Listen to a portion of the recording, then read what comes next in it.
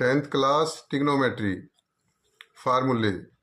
First formula, sin A is equal to cos B if A plus B is equal to 90 degree. Second formula, tan A is equal to cot B if A plus B is equal to 90 degree. Third formula, sec A equal to cosec B if A plus B is equal to 90 degree. NCERT exercise 8.2 के लिए ये आपने value याद करनी है. ये value आपने अच्छी तरह याद कर ली तो NCERT एक्सरसाइज 8.2 आपको बहुत ही आसान एक्सरसाइज लगेगी. वैल्यू याद करने का बिल्कुल आसान तरीका ये है. First value, sine 0 degree is equal to cos 90 degree is equal to 0 because 0 plus 90 degree is equal to 90 degree. Second value, sin 30 degree is equal to cos 60 degree is equal to 1 by 2 because 30 degree plus 60 degree is equal to 90 degree. Third values, sin 45 degree is equal to cos 45 degree is equal to 1 upon root 2 because 45 degree plus 45 degree is equal to 90 degree. Fourth value, sin 60 degree equal to cos 30 degree is equal to root 3 by 2 because 60 degree plus 30 degree is equal to 90 degree. Fifth value, sin 90 degree is equal to cos 0 degree is equal to 1 because 90 degree plus 0 degree equal to 90 degree. Sixth value, tan 0 degree is equal to cot 90 degree is equal to 0 because 0 plus 90 degree is equal to 90 degree. Seventh value, tan 30 degree is equal to cot 60 degree is equal to 1 by root 3. Eighth value, tan 45 degree is equal to cot 45 degree is equal to 1. Ninth value, tan 60 degree is equal to cot 30 degree is equal to root 3. 10th value, tan 90 degree is equal to cot 0 degree not defined. Reciprocal of 0 is not defined. Reciprocal of 0 is not defined.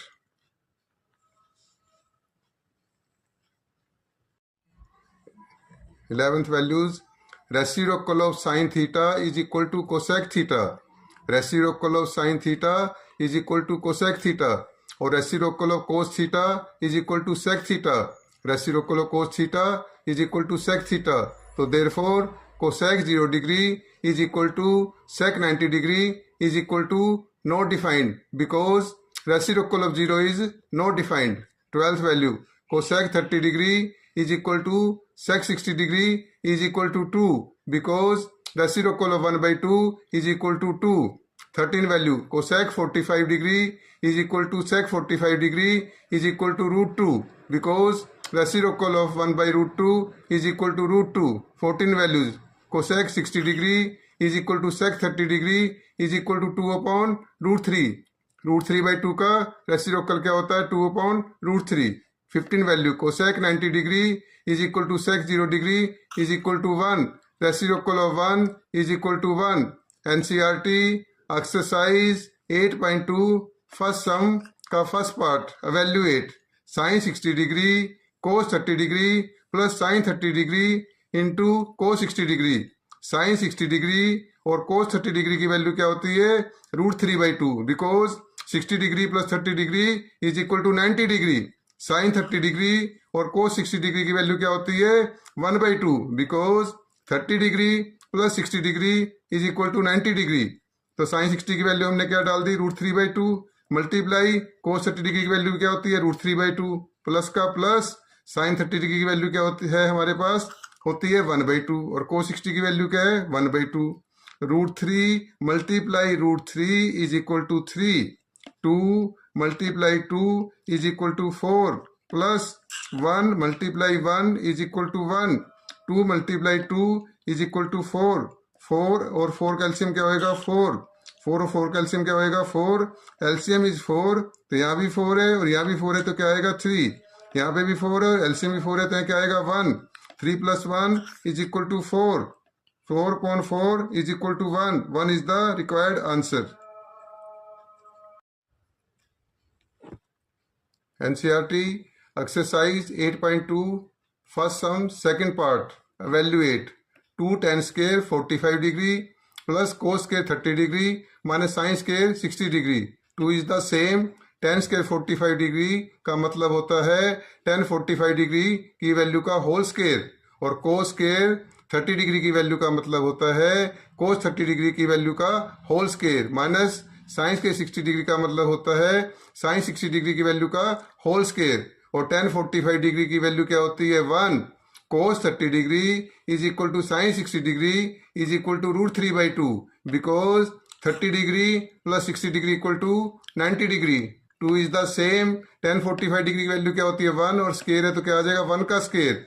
cos 30 degree की value क्या होती है √3/2, और square है तो क्या आ जाएगा √3/2 का whole square, minus sin 60 degree की वैल्यू क्या होती है √3/2, तो क्या आ जाएगा √3/2 का स्क्वायर. 2 सेम. 1 का स्क्वायर क्या होता है 1 प्लस √3 का स्क्वायर 3 और 2 का स्क्वायर 4, तो √3/2 का होल स्क्वायर क्या हो जाएगा 3/4. सिमिलरली माइनस √3/2 का whole square 3/4. 3/4 3/4 is cancel. 3/4 is cancel. 2 into 1 equal to 2. 2 is the required answer. Video अच्छी लगे तो लाइक और सब्सक्राइब करें. Thank you. Trigonometry 10th class exercise 8.2 first question third part. evaluate cos 45 degree whole upon sec 30 degree plus cosec 30 degree. cos 45 degree is equal to 1/√2. sec 30 degree की value होती है 2/√3. cosec 30 की value क्या होती है 2. तो cos 45 degree की value हम क्या पुट कर देंगे 1/√2. होल अपॉन sec 30 की वैल्यू क्या पुट कर देंगे 2/√3 प्लस cosec 30 की वैल्यू क्या होती है 2, और 2 को हम लिख सकते हैं 2/1. अब 1/√2 न्यूमरेटर इज सेम, और √3 और 1 का हम क्या लेंगे LCM. √3 and 1 are 2 different terms. जो 2 डिफरेंट टर्म्स होती है तो उसका एलसीएम क्या आता है मल्टीप्लाई करके. तो √3 into 1 क्या होता है √3. तो √3 और 1 का एलसीएम क्या आएगा √3. जब 2 डिफरेंट टर्म हो वो एलसीएम दोनों की प्रोडक्ट से आया हो, इसको सोल्व करने का बिल्कुल ईजी मेथड है. 2 into 1 is equal to 2 plus 2 into √3 2√3 whole upon √3. अब यहाँ क्या है न्यूमरेटर में क्या है हमारे पास 1/√2 whole upon 2 plus 2√3 upon √3. Whole upon का मतलब होता है डिवाइड, और डिवाइड में हम क्या करते हैं डिवाइड की जगह हम मल्टीप्लाई कर देते हैं, और नीचे वाली टर्म का हम क्या कर देंगे रेसिप्रोकल होकर उल्टा. तो फिर नेक्स्ट स्टेप क्या आएगा 1/√2 multiply √3 upon 2 plus 2√3. Next step 1/√2 multiply √3 upon 2 plus 2√3. तो 1 into √3 क्या होता है √3, और √2 into 2 2√2 plus √2 into 2√3 2 is the same, और √2 into √3 क्या होता है √6. √2 into √3 क्या होता है √6. अब न्यूमरेटर में √3 है, इसको सेम लिख देंगे. होल अपॉन 2√2 प्लस 2√6 में हम 2 क्या ले लेंगे कॉमन. जब 2√2 प्लस 2√6 में 2 कॉमन लेंगे तो 2√2 अपॉन 2 क्या आ जाएगा हमारे पास √2, और 2√6 में से 2 कॉमन लेंगे 2√6 अपॉन 2 क्या आ जाएगा √6. तो न्यूमरेटर में फिर लिखना है √3 सेम, डिनोमिनेटर में 2. अब हमें क्या करना है डिनोमिनेटर क्या करना है रेशनलाइज. डिनोमिनेटर में कभी भी स्क्वायर रूट नहीं रखते, डिनोमिनेटर स्क्वायर रूट को क्या करना होता है खत्म करना होता है. रेशनलाइज का मतलब ये होता है. तो रेशनलाइज करने के लिए हमारे पास क्या है √2 प्लस √6. दोनों टर्म प्लस की हैं, और जब दोनों टर्म प्लस की हो और हमें रेशनलाइज करना हो तो बड़ी वाली टर्म पहले लिख देते हैं, छोटी वाली बाद में.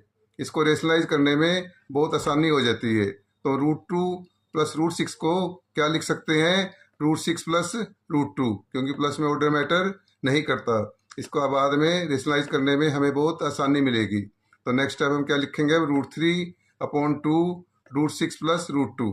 तो इससे नेक्स्ट स्टेप √3 सेम, और √6 प्लस √2 का कंजुगेट क्या होता है? अगर यहाँ प्लस का साइन है तो माइनस से मल्टीप्लाई करते हैं बीच में, और माइनस है तो प्लस, तो √6 प्लस √2 है, तो √6 माइनस √2 हम न्यूमरेटर में लिख देंगे और √6 माइनस √2 डिनोमिनेटर में लिख देंगे, क्योंकि √6 माइनस √2 और √6 माइनस √2 सेम अपॉन सेम क्या होता है? 1। और किसी नंबर को 1 से मल्टीप्लाई करने पे कोई इफेक्ट नहीं पड़ता।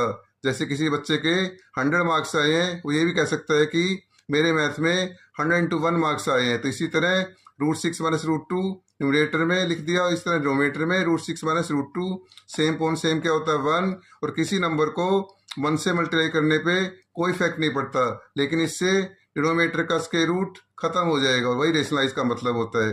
तो √6 प्लस √2 और √6 माइनस √2 में अलजेब्रा की आइडेंटिटी लगेगी a plus b a minus b is equal to a square minus b square, where a equal to √6 और b equal to √2।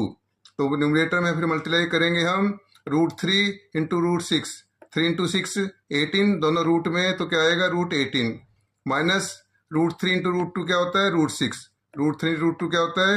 √6। 2 is the same, ये अलजेब्रा की आइडेंटिटी लगी a plus b a minus b, where a equal to √6 b equal to √2, तो √6 का square minus √2 का square.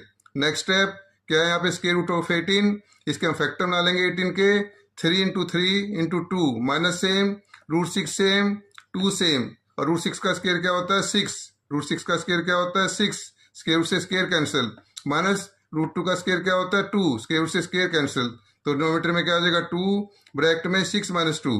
Next step 3 into 3, 2 3 है, तो root से बाहर 3 आ जाएगा, तो क्या आ जाएगा इसका आंसर? 3√2 माइनस √6 सेम, और डिनोमिनेटर में क्या आ जाएगा? 2, 6 माइनस 2 क्या होता है? 4, तो डिनोमिनेटर में आ जाएगा 2 इंटू 4। अब न्यूमरेटर में क्या आ गया हमारे पास?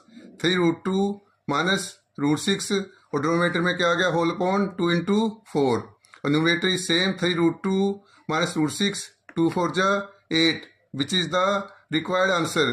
वीडियो अच्छी लगे तो लाइक और सब्सक्राइब करें। Thank you. 10th class trigonometry, NCERT exercise 8.2, first question, fourth part, evaluate. Solution: sine 30 degree plus tan 45 degree minus cosec 60 degree whole upon sec 30 degree plus cos 60 degree plus cot 45 degree. Sine 30 degree is equal to cos 60 degree की value क्या होती है? 1/2। Ten 45 is equal to cot 45 degree की value क्या होती है? 1। Cosec 60 degree equal to sec 30 degree की value क्या होती है? 2/√3। तो हम साइन 30 की वैल्यू क्या पुट कर देंगे? 1/2। टेन 45 डिग्री क्या होता है? 1, और 1 को लिख सकते हैं 1/1 माइनस कोसेक 60 डिग्री की वैल्यू क्या होती है? 2/√3 होल अपॉन सेक 30 डिग्री की वैल्यू क्या होती है? 2/√3। कोस 60 डिग्री की वैल्यू क्या होती है? 1/2 प्लस कोट 45 डिग्री वैल्यू क्या होती है? 1, 1 को लिख सकते हैं 1/1। अब 1/2 को प्लस 1/1 को हम सोल्व करेंगे। 2 and 1 are two different terms, तो 2 और 1 का एलसीएम क्या आएगा? 2। तो एलसीएम दोनों की प्रोडक्ट से आया है। इसको सोल्व करने का बिल्कुल आसान तरीका है, 1 into 1 1 प्लस 2 into 1 2, तो क्या आ जाएगा यहाँ? 1 + 2 whole upon 2 minus 2/√3 whole upon 2/√3 same plus same. इसी तरह न्यूमरेटर की तरह 1/2 प्लस 1/1 को सोल्व करेंगे तो क्या आ जाएगा? 1 + 2/2। न्यूमरेटर में क्या आ जाएगा हमारे पास? 1 + 2/2 माइनस 2/√3 होल अपॉन 2/√3 प्लस 1 + 2/2। 1 + 2/2 क्या हो जाएगा? 3/2 minus same 2/√3 same whole upon 2/√3 same 1 + 2/2 क्या हो जाएगा? 3/2। अब 3/2 माइनस 2/√3 न्यूमरेटर को सोल्व करेंगे। 2 and √3 are two different terms, और तो इसका एलसीएम क्या आएगा? 2 into √3, एलसीएम क्या आएगा? 2√3। प्रोडक्ट दोनों टर्म डिफरेंट हो और दोनों की प्रोडक्ट से आया हो तो इसको सोल्व करने का इजी मेथड है 3 into √3 3√3 माइनस 2 into 2 4, और एलसीएम क्या है? 2√3 होल अपॉन डिनोमिनेटर सेम है, सिर्फ डिनोमिनेटर क्या डिफरेंट है? यहाँ प्लस का साइन है, क्या साइन है, प्लस का, तो डिनोमिनेटर का एलसीएम भी क्या आएगा, √3 और 2 का एलसीएम आएगा 2√3, और डिनोमिनेटर को भी न्यूमरेटर की तरह सोल्व कैसे करेंगे, 2 × 2 4 प्लस 3 × √3 3√3, तो न्यूमरेटर में क्या है हमारे पास अब 3√3 - 4 अपॉन 2√3, होल पॉन का मतलब क्या होता है, डिवाइड, होल पॉन का मतलब क्या होता है, डिवाइड, और डिवाइड में हम क्या कर देते हैं, मल्टीप्लाई कर देते हैं, डिवाइड में हम मल्टीप्लाई कर देते हैं, और नीचे की टर्म का हम क्या कर देते हैं, रेसिप्रोकल, नीचे की टर्म का हम रेसिप्रोकल कर देते हैं, उल्टा कर देते हैं, तो क्या आएगा इसे उल्टा करने से 2√3 अपॉन 4 + 3√3, तो फिर अगला स्टेप क्या आएगा, 2√3 कैंसिल, 2√3 कैंसिल, तो न्यूमरेटर में हमारे पास क्या बचेगा 3√3 - 4, न्यूमरेटर में क्या बचेगा 3√3 - 4 अपॉन डिनोमिनेटर में क्या बचेगा 4 + 3√3, डिनोमिनेटर में बचेगा 4 + 3√3। अब हमें क्या करना है, रेशनलाइज, रेशनलाइज का मतलब होता है डिनोमिनेटर में स्क्वायर रूट को खत्म करना है, डिनोमिनेटर में स्क्वायर रूट को खत्म करना है, और डिनोमिनेटर में दो टर्म है 4 + 3√3, दोनों प्लस की हैं, और प्लस में ऑर्डर मैटर नहीं करता, जब डिनोमिनेटर में स्क्वायर रूट खत्म करना हो और दोनों टर्म प्लस की हो तो बड़ी टर्म को पहले लिख लो, छोटी को बाद में, इसको रेशनलाइज करने में बाद में बहुत आसानी रहती है, और 3√3 4 से बड़ा होता है, 3√3 4 से बड़ा होता है, तो हम नेक्स्ट स्टेप क्या करेंगे, 3√3 - 4 होल अपॉन क्या लिख लेंगे 3√3 + 4, अब इसको हमने क्या करना है, रेशनलाइज, डिनोमिनेटर का हमने स्क्वायर रूट क्या करना है, खत्म, जिस तरह हम 7 को लिख सकते हैं 7 × 1, इसी तरह हम इसको मल्टीप्लाई करके 3√3 + 4 है, तो रेशनलाइज में प्लस है तो माइनस से करते हैं, माइनस है तो प्लस, तो 3√3 - 4 अपॉन 3√3 - 4 से मल्टीप्लाई कर देंगे, 3√3 - 4 अपॉन 3√3 - 4 का मतलब होता है 1, और किसी नंबर को 1 से मल्टीप्लाई करो कोई इफेक्ट नहीं पड़ता, लेकिन 3√3 - 4 अपॉन 3√3 - 4 से मल्टीप्लाई करने से डिनोमिनेटर का स्क्वायर रूट खत्म हो जाएगा, वही हमारा मतलब है, जब डिनोमिनेटर का स्क्वायर रूट खत्म होएगा जब ही हमारा आंसर आएगा, यही रेशनलाइज का मतलब होता है।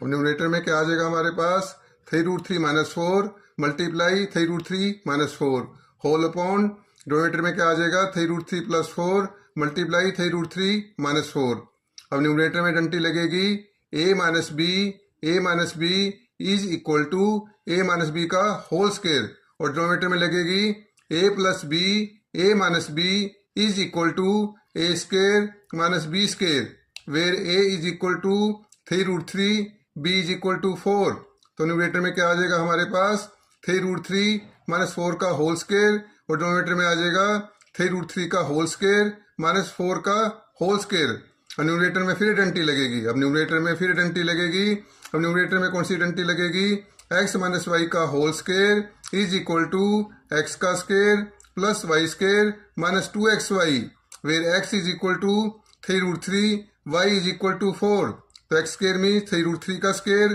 प्लस y² मीन्स 4 का स्क्वायर -2, x की वैल्यू क्या है 3√3 इंटू y की वैल्यू क्या है 4, whole upon denominator is same, और 3√3 का स्क्वायर क्या होता है 27, 3√3 का स्क्वायर कैसे करते हैं, 3 का स्क्वायर 9, √3 का स्क्वायर 3, 9 3 जा 27, 3√3 का स्क्वायर कैसे करते हैं, 3 का स्क्वायर 9, √3 का स्क्वायर 3, 9 3 जा 27 प्लस 4 का स्क्वायर 16, 2 3 जा 6, 6 4 जा 24, 2 3 जा 6, 6 4 जा 24, √3 इज द सेम, और 3√3 का होल स्क्वायर अभी न्यूमरेटर में समझाया था, तो क्या हो गया 3√3 का स्क्वायर क्या आएगा हमारे पास 27, 3√3 का स्क्वायर क्या आएगा 27 - 4 का स्क्वायर 16, 27 + 16 लाइक टर्म्स हैं, तो इसकी एक टर्म बन जाएगी 27 + 16 इक्वल टू 43, -24 √3 अनलाइक टर्म है, इसको ऐसे लिख देंगे -24 √3 whole upon 27 - 16 equal to 11,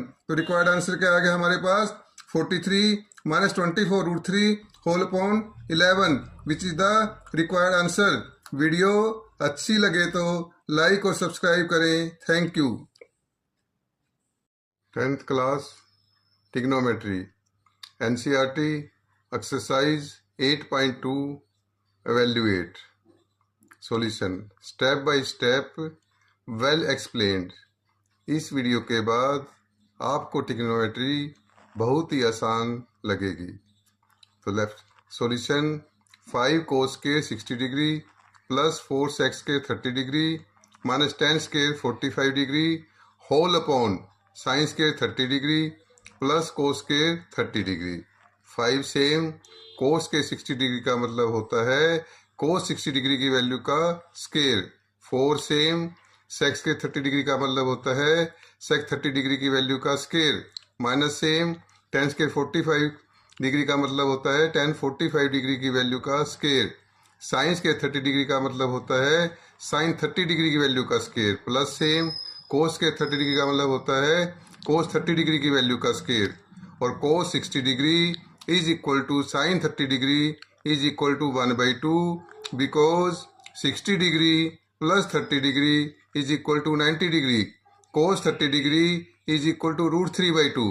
cos 30 degree is equal to √3/2 और कोस का रेसिप्रोकल क्या होता है सेक। तो देयरफॉर सेक 30 डिग्री की वैल्यू क्या हो जाएगी 2/√3। √3/2 का रेसिप्रोकल 2/√3। 10 45 डिग्री की वैल्यू क्या होती है 1 और कोस 30 डिग्री की वैल्यू क्या होती है √3/2। न्यूमरेटर में क्या आएगा अब हमारे पास 5 सेम कोस 60 डिग्री की वैल्यू क्या होती है 1/2 तो 1/2 का स्केयर प्लस सेम 4 सेम सेक 30 डिग्री की वैल्यू क्या होती है 2/√3 तो 2/√3 का स्केयर माइनस सेम 10 45 डिग्री की वैल्यू क्या होती है 1 तो 1 का स्केयर। साइन 30 डिग्री की वैल्यू क्या होती है 1/2 तो 1/2 का स्केयर प्लस सेम कोस 30 डिग्री की वैल्यू क्या होती है √3/2 तो √3/2 का स्केयर। तो नेक्स्ट स्टेप क्या आएगा न्यूमरेटर में 5 सेम 1/2 का स्केयर क्या होता है 1/4। 1/2 का स्केयर क्या होता है 1/4 प्लस सेम 4 सेम 2 का स्केयर क्या होता है 4 √3 का स्केयर क्या होता है 3 तो √2/√3 का स्केयर क्या हो जाएगा 4/3। 2/√3 का स्केयर क्या हो जाएगा 4/3 माइनस सेम 1 का स्केयर क्या होता है 1 होल अपॉन 1/2 का स्केयर 1/4। 1/2 का स्केयर 1/4 प्लस सेम √3 का स्केयर क्या होता है 3। √3 का स्केयर क्या होता है 3 2 का स्केयर 4 तो √3/2 का स्केयर क्या हो जाएगा 3/4। नेक्स्ट स्टेप अब न्यूमरेटर में क्या आएगा हमारे पास 5 into 1/4 plus 4 into 4/3 minus 1 whole upon denominator में क्या आएगा हमारे पास अब 1/4 प्लस 3/4। अब नेक्स्ट स्टेप न्यूमरेटर को सोल्व करने से क्या आएगा 5 इंटू 1/4 क्या होता है 5/4। 5 इंटू 1/4 क्या होता है 5/4 प्लस सेम 4 इंटू 4/3 क्या होता है 16/3। 4 इंटू 4/3 क्या होता है 16/3 minus 1 is same whole upon 1/4 plus 3/4 को सोल्व करना है। यहाँ भी 4 है और यहाँ भी क्या है 4। 4 एंड 4 का एलसीएम क्या होएगा 4। 4 एंड 4 का एलसीएम क्या होएगा 4। यहाँ भी 4 है और यहाँ भी 4 है और एलसीएम भी क्या है 4। तो क्या आ जाएगा यहाँ पे हमारे पास अब 1 + 3/4। डिनोमिनेटर में क्या आ जाएगा 1 + 3/4। Next step numerator is same 5/4 plus 16/3 minus 1 whole upon 1 + 3 4 1 + 3 4 4/4। Next step numerator is same. Next step numerator is same 4/4 क्या होता है 1 4/4 क्या होता है 1 तो डिनोमिनेटर में क्या आ गया 1। जैसे 7/1 क्या होता है 7 6/1 क्या होता है 6 4/1 क्या होता है 4। जब डिनोमिनेटर में 1 आ जाता है तो डिनोमिनेटर में 1 लिखने की जरूरत नहीं होती। सिर्फ हमें फिर क्या किसको करना है न्यूमरेटर को सोल्व करना है। सिर्फ हमने किसको सोल्व करना है न्यूमरेटर को। अब न्यूमरेटर में क्या है हमारे पास 5/4 प्लस 16/3 माइनस 1 और 1 को लिख सकते हैं 1/1 1 को लिख सकते हैं 1/1। अब हमें क्या करना है 4 3 और 1 का क्या लेना है एलसीएम।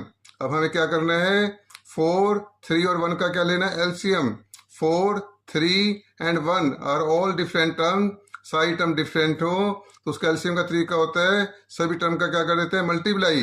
तो 4 × 3 × 1 is equal to 12। 4 × 3 × 1 is equal to 12। तो एलसीएम क्या आ जाएगा अब 12। एलसीएम क्या आ जाएगा 12 और 12 को 4 से डिवाइड करेंगे तो क्या आएगा 3।